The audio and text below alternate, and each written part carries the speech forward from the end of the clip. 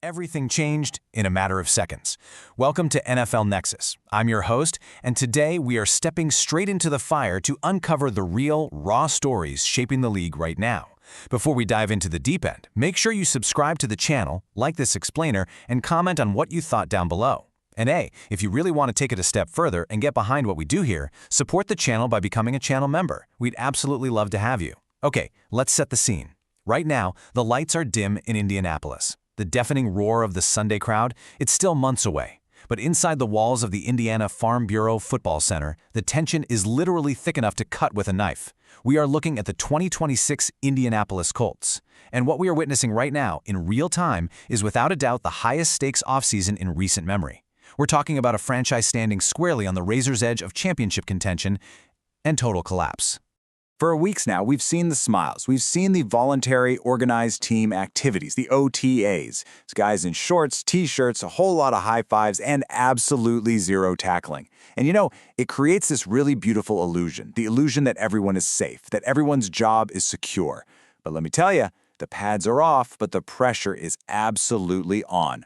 Voluntary is over, the front office has officially closed the doors, the coaching staff has drawn the battle lines, and the real survival test begins exactly right now. Every single rep out there, every single sprint, every single lingering glance from the head coach could quite literally be the difference between securing a multi-million-dollar contract and getting that terrifying phone call to bring a cardboard box and clean out your locker. To truly understand the gravity of this exact moment in the NFL calendar, you have to understand the crucible these men are walking into. Mandatory minicamp. It's not just practice. It is a grueling, unforgiving, 3-day evaluation period. It is the absolute final test where the brand new rookie class and the seasoned veterans finally share the exact same field, breathing the exact same air, fighting for the exact same jobs. And what makes it so intense is what comes immediately after. Looming right at the end of this 72-hour window is a 6-week summer moratorium, a complete dead zone. It's a terrifying silence where players cannot practice with the team. They are banished to their own devices. So what you put on film during these 3 days of minicamp, that is going to echo in the minds of the coaching staff for a month and a half. This is a make-or-break moment. You either secure your foothold in the mind of the general manager today, or you fade away into the shadows of the summer. All right, let's move into our first section, winners of spring practice, forging the offense. Even in the intense, suffocating feat of these high-stakes spring battles, heroes actually begin to emerge. And what we are seeing forged on the offensive practice fields right now is nothing short of incredible. Think about this. It was only 6 months ago, just half a year, the terrifying pop, the immediate, suffocating realization that the season, and possibly an entire career, was in serious jeopardy. Daniel Jones tore his right Achilles.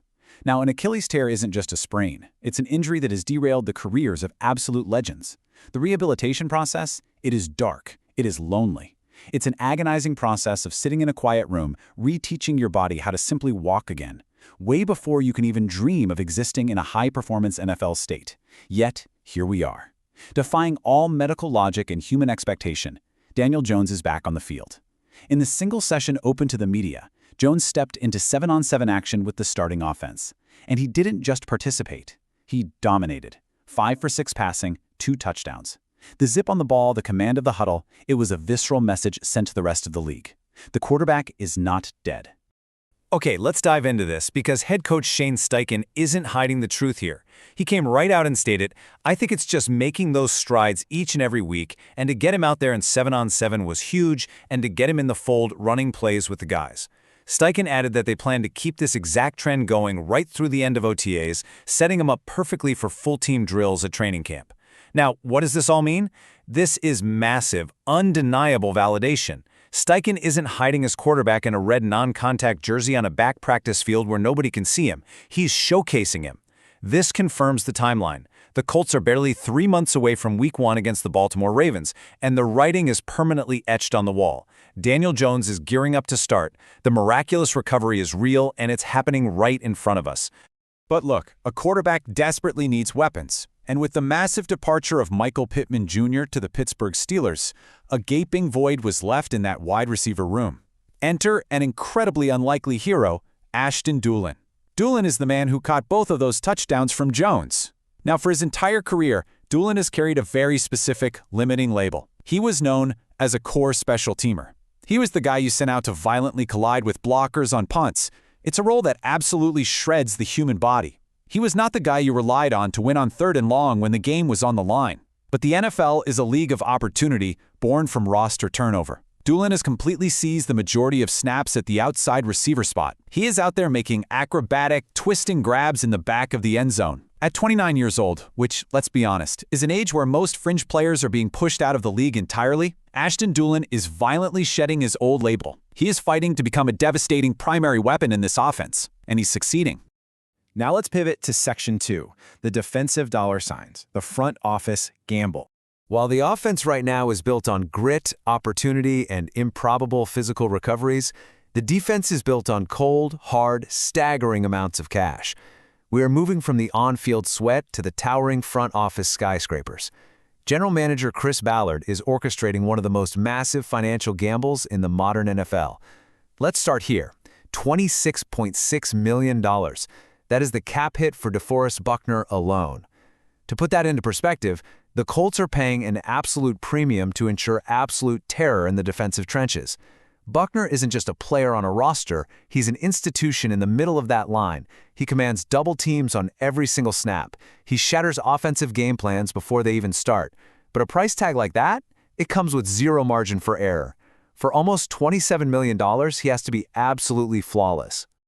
And Ballard didn't stop there. Not even close. He doubled down on the secondary. Charvarius Ward Sr. carries a nearly $20 million cap hit this season. Let that sink in. The Colts are anchoring their defensive backfield with expensive, veteran dominance. Think about what an elite corner actually does for a living. You are running backward, at full speed, trying to match the greatest athletes on planet Earth step for step. You're isolated on an island where one tiny misstep equals a 50-yard touchdown on national television. They are paying elite money for elite shutdown capability. And with every massive contract like this, the tension for this season escalates. Let's hit the final rapid-fire cap number.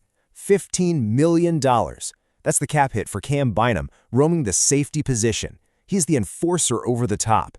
This is a rapid succession of financial heavyweights. Ballard is cementing a premium price tag on this defensive backfield. You see, you don't pay these kinds of numbers just to be a good defense. You don't pay this to be average. You pay these numbers to completely suffocate opposing offenses into submission.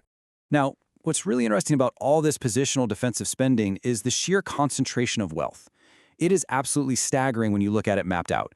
We're talking over $47 million tied up in defensive tackles, nearly $42 million locked into cornerbacks, almost $28 million invested in the safety room. Chris Ballard is not spreading his poker chips evenly across the table here. He is heavily, aggressively investing in proven veteran superstars at key premium positions. He is buying guaranteed production.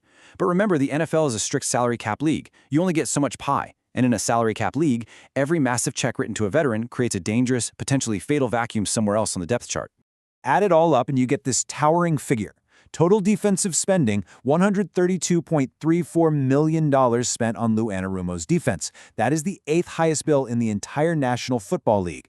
This isn't just an interesting stat to gloss over. This is a bold, uncompromising championship or bust declaration from the front office. When you spend over $130 million on one side of the football, the expectation is no longer just a wildcard playoff berth. The expectation is a Lombardi trophy, plain and simple. The pressure on Anarumo and his unit is going to be incredibly suffocating from the very moment the ball is snapped in Week 1. They have to be elite or this whole experiment fails. So the multi-million-dollar question is, how do you actually afford all of this without breaking the entire franchise? Well, you have to perform some serious financial gymnastics. Look at Sauce Gardner. Ballard traded the farm for him, but they are completely manipulating the cap. Gardner's hit is only $9.5 million this year before it completely explodes and doubles next season. They're kicking the massive can down the road because they want to win right now. But here is the real terrifying sacrifice: the linebackers and the edge rushers. The entire linebacker room costs just under $16 million. That's 25th in the NFL. The edge rushers, $15.2 million, 26th in the league. They are paying absolute pennies to the guys tasked with attacking the quarterback and patrolling the middle of the field. Think about the sheer physical mismatch this creates on Sunday. You are sending out 22-year-old rookie defensive ends making league minimum, and you're asking them to stare across the line of scrimmage and defeat 320-pound all-pro left tackles. They are relying entirely on unproven youth, rookie contracts, and desperate potential to balance the billionaire's books. And that leads us perfectly into Section 3, rookies on the edge, sink or swim. Because Chris Ballard spent all the money on the established veterans, an immense, almost unfair amount of pressure has now been placed directly on the shoulders of the rookies. It is the ultimate, brutal test of sink or swim. Let's talk about the green dot. If you don't know, in the NFL, one defensive player wears a helmet with a small green dot on the back. It means they have the radio communicator inside their helmet. Now imagine a stadium of 70,000 screaming, deafening fans. The play clock is rapidly ticking down to 15 seconds. This player has to translate a 15-word, highly encrypted play call from the defensive coordinator and relay it perfectly to 10 raging veterans in mere seconds. They have to align the superstars, and they have to diagnose the offensive formation all before the ball is even snapped. It is the absolute heartbeat of the defense. And the Colts? They have handed this immense, franchise-altering responsibility on a $132 million defense immediately to C.J. Allen, a second-round rookie out of Georgia. He hasn't played a single meaningful snap in the NFL, and he is already the general on the field. Now, the Colts aren't crazy. They see something incredibly unique in Allen. Linebackers coach James Bettcher talked about this, saying, when he's in the room, it's high-intelligent questions. The foundation of his play is his football intelligence. In a league where 250-pound physical freaks running 4.40s are literally everywhere, mental processing is what actually keeps you alive. Allen's relentless work ethic and his ability to instantly process complex schemes are his absolute weapons for survival right now. He doesn't just need to play linebacker, he needs to process the game like a 10-year veteran, or this entire high-priced defense could completely crumble from the inside out. That is a wild amount of pressure for a rookie. And honestly, this brilliantly illustrates the dynamic across the entire depth chart right now. Look at the battle for the will linebacker spot. It is a high-stakes, 15-round prize fight. In one corner, you have Akeem Davis-Gaither. He brings the veteran experience, he has the inside track, and he actually carries the highest cap hit in that incredibly cheap linebacker room. He represents stability. But we all know, with stability comes years of NFL wear and tear on the body. In the other corner, you have Bryce Boucher, a fourth-round rookie, fascinatingly a former Major League Baseball draft pick. His baseball background actually translates to sudden, explosive lateral quickness on the turf. He has raw, untamed upside and elite special teams potential. It is the classic, cutthroat NFL showdown. The established veteran fighting to protect his livelihood against the hungry rookie desperate to steal his job. This war of attrition extends to the entire draft class. It's a real rookie's survival guide out there. Take third-round pick A.J. Halsey. He is incredibly earning the inside track for the starting strong safety job. He is utilizing relentless film study and innate ball skills to outmaneuver veterans who have literally been in the system for years. Then you have fourth-rounder Jalen Farmer, who is winning the brutal, unforgiving trust of the offensive line coaches. He's surviving the trenches to project as the vital swing tackle and guard. Then look at sixth-rounder Caden Curry. This is a guy whose perceived lack of arm length caused him to completely tumble down the draft boards. But he is violently leveraging his history of blocking kicks at Ohio State, using sheer willpower to force his way onto the active roster. And seventh-rounder Deion Burks, drastically undersized at 5'9", is fighting tooth and nail in the rotation. He uses his small frame to hide behind towering linemen, suddenly exploding into open space to steal snaps at wide receiver 2. For these young men, every single rep during minicamp could literally mean the difference between a spot on the 53-man active roster and being banished to the practice squad. Finally, let's wrap up with Section 4, the final roster battles, the fight for RB2. As the heat turns up and the playbook installs get heavier and heavier, the spotlight naturally narrows. There is one collision course on the offensive side of the ball that is going to be incredibly explosive heading into camp. Behind superstar Jonathan Taylor, an absolute war is raging for the RB2 position. Taylor has been voluntarily absent for family obligations, and because of that absence, the door was left just slightly cracked open. Well, Seth McGowan, a seventh-round rookie, kicked that door entirely off its hinges. He is ruthlessly exploiting these spring reps.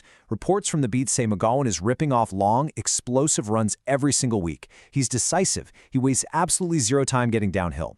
But standing directly in his way is DJ Giddens, the former fifth-round pick and incumbent backup. Giddens is fighting for his professional life to hold his ground, to prove he is still the rightful heir to Taylor's breathers.